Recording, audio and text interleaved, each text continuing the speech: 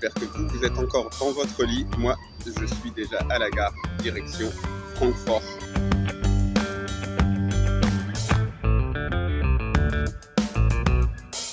Dans le train, on a rencontré quelques supporters marseillais, donc on va leur poser quelques questions. Vous avez combien d'heures de train? Bonjour, c'est pas mal, c'est pas obligé. 6 heures.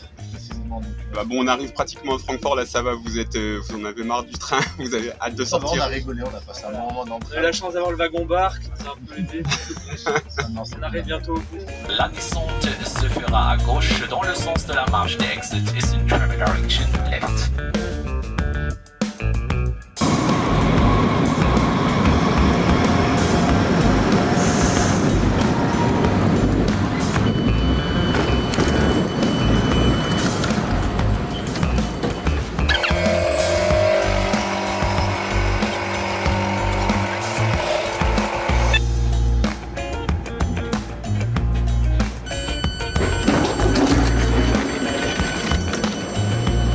Salut les gars, on est presque au stade, on est arrivé et à ma grande surprise c'est très plaisant ici. Il y a une petite forêt, un petit chemin de randonnée, des gens qui font leur footing. Là-bas, en fait, on arrive par là-bas. Vous voyez pas très bien sans doute, mais il y a une petite gare TER et on prend son TER pour 2,85 €. On arrive ici et on est tout près du stade, c'est très agréable, ce petit air de forêt. Ma foi, ça change un petit peu de certains stades qui sont dans des zones commerciales, etc. Plutôt plaisant, première bonne surprise avant d'autres bonnes surprises, on l'espère, demain avec le match. Salut les gars et bienvenue à Francfort dans ce magnifique stade qui est pour le moment encore vide, juste avant la conférence de presse.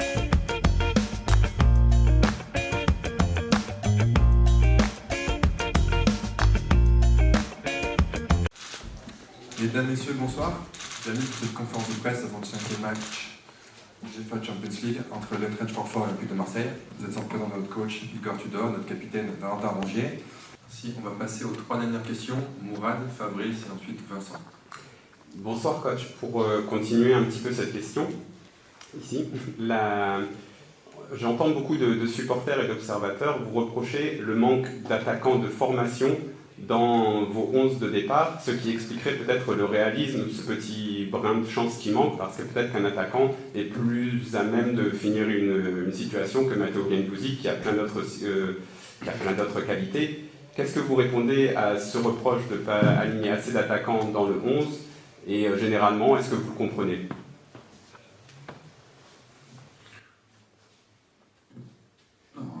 Oui, c'est une très bonne question, mais bien sûr, normalement, je ne parle pas de ça avec vous ou dans une interview. Mais bien sûr, nous en parlons dans le staff, avec le club. Qu'est-ce qu'on peut faire pour être meilleur, tout simplement, vous savez ? Toutes les équipes ont des points forts, des points un peu moins forts,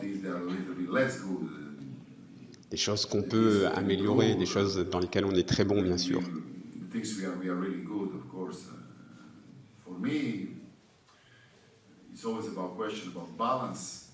Pour moi, c'est toujours une question d'équilibre. Combien de joueurs peuvent arriver dans la surface de réparation ? Les derniers matchs, on a pu avoir jusqu'à 4-5 joueurs qui pouvaient aller là-bas dans la surface. Pour moi, c'est la clé de tout. Pour moi, c'est la clé. Et bien sûr, on discute des choix qu'on prend et comment faire pour être meilleur offensivement.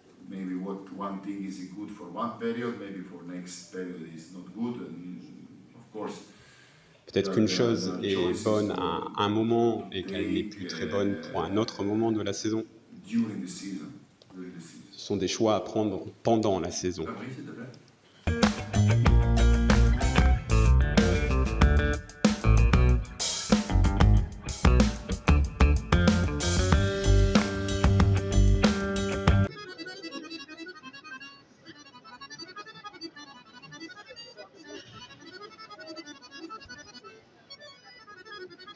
Voilà les bus des supporters marseillais qui arrivent avec beaucoup de policiers pour les accueillir. Alors la volonté des groupes de supporters, c'est de se rassembler afin d'effectuer une marche commune. Donc les bus viennent sur place afin de déposer les supporters. Un contrôle est fait afin de s'assurer de leur sécurité. Puis ils sont accompagnés jusqu'au point de départ et on assure en fait leur sécurité tout le long du trajet jusqu'au stade en passant par l'itinéraire ferroviaire également.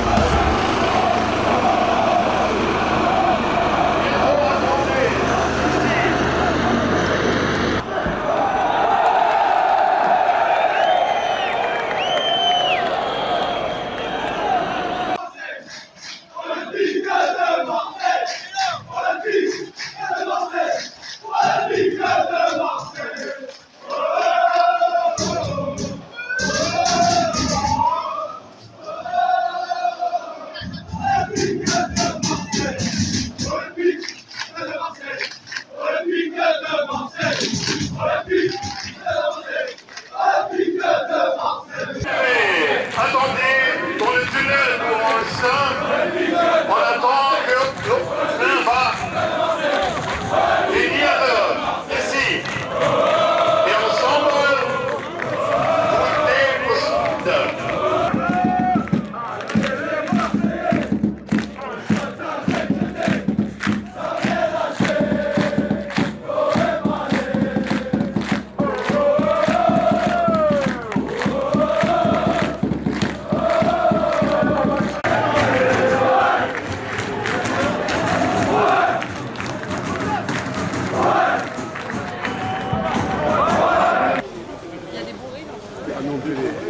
Là, on est embarqué, on est en train de les supporters.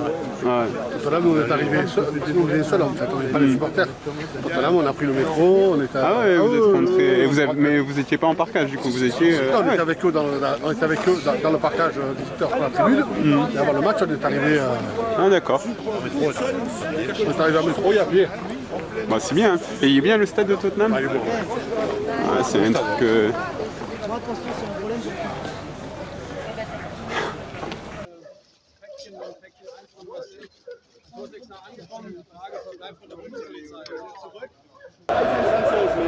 Sorry. Der erste Block und das kommt schon mal Sorry, I'm with the press. Yeah. So where should I go now? To enter, I have accreditation. Yesterday I entered here. There is another entrance. Okay. This Because your colleague told me to go there.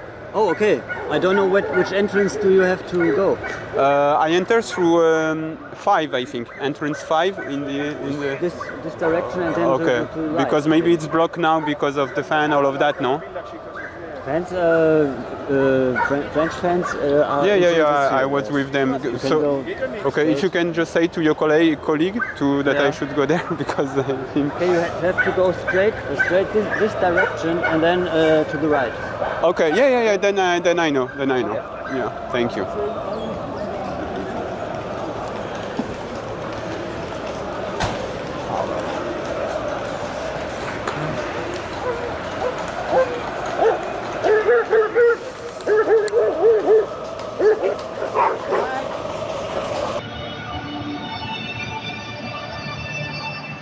Avec une possibilité, une montée, peut-être d'Evan Ndika. Ils arrivent à trouver dans la profondeur. La frappe, l'ouverture du score. L'OM est mené à 0 dès la 3e minute sur la première frappe des locaux. Bien joué le centre Guendouzi. L'égalisation de l'Olympique de Marseille. Ce but est magnifique. Le centre d'Mbemba côté droit. La reprise de volée exceptionnelle de Guendouzi sous la barre. Les compteurs à 0 les gars, ça c'est une belle réaction. On est passé tout près du 0-2 et on est un partout. Il y a finalement de nouveau Colomboigny. Le 1-2, Colomboigny, ça fait 2-1. Oh les erreurs les gars. Les erreurs à ce niveau-là, c'est pas possible.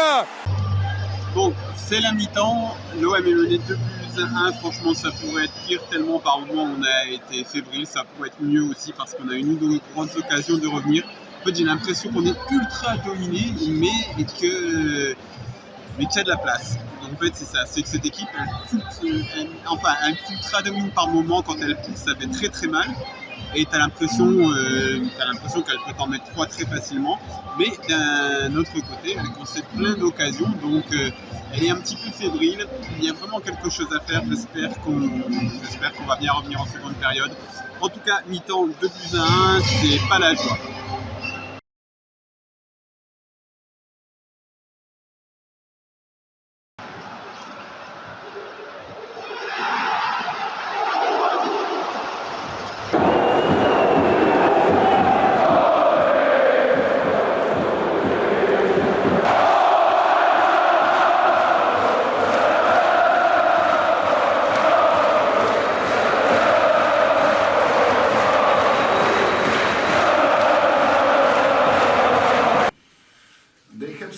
Ils ont eu pas mal d'opportunités, mais on en a eu aussi des opportunités.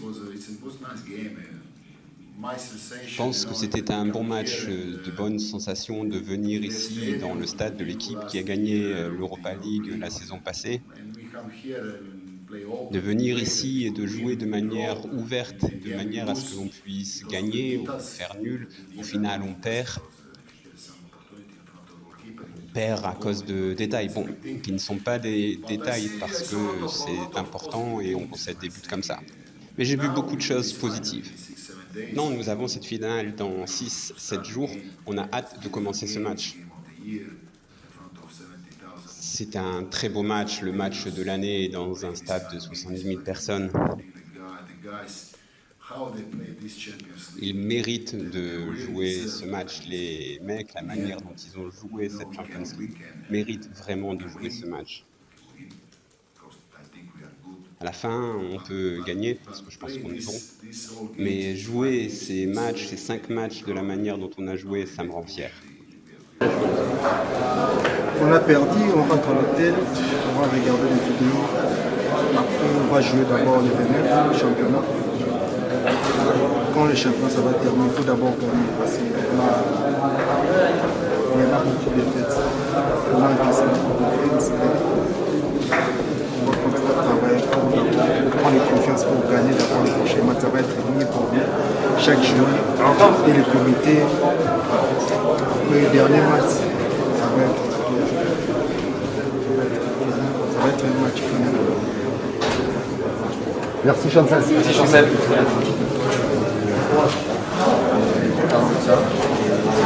On a pris un partenariat de les inviter.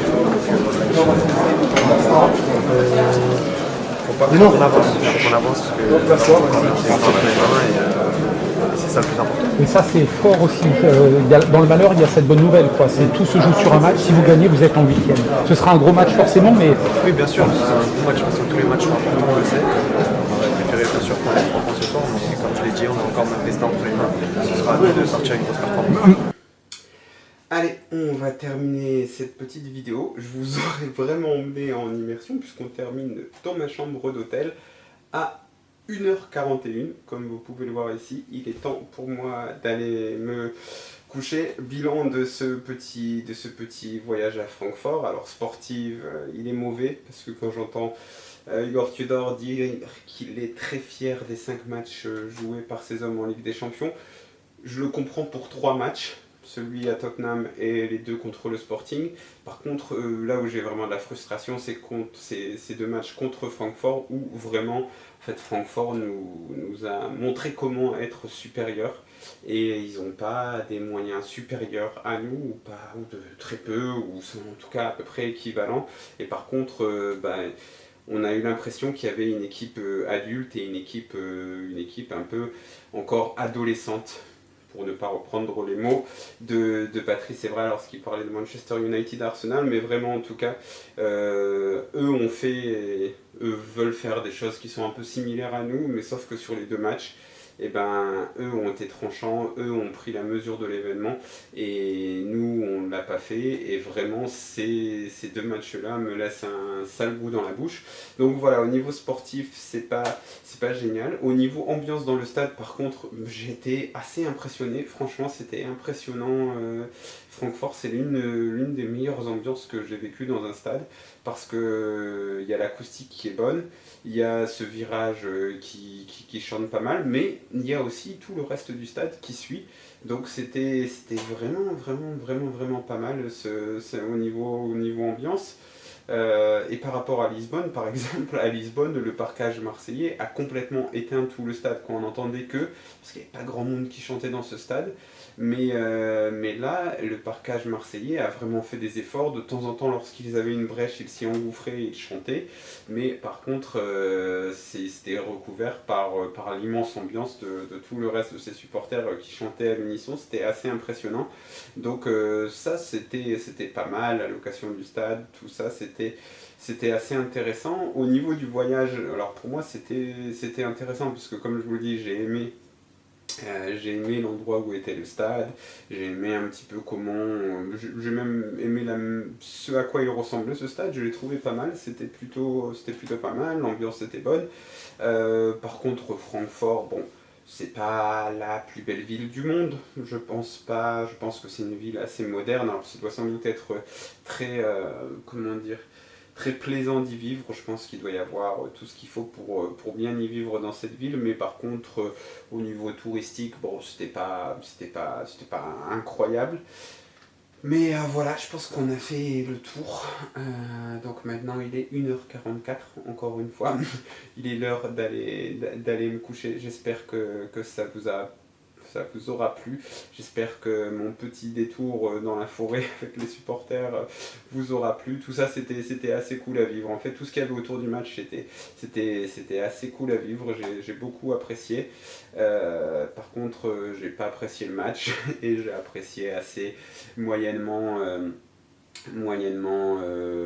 la ville, mais bon, c'était voilà, tout ce qu'il y avait autour du match était assez sympa et j'ai aimé faire le parcours des supporters, j'ai aimé voir ce stade, j'ai aimé la manière dont il était construit un petit peu ce stade, c'était sympa, j'ai aimé l'ambiance aussi, et voilà, je vous donne rendez-vous à très bientôt sur FCM.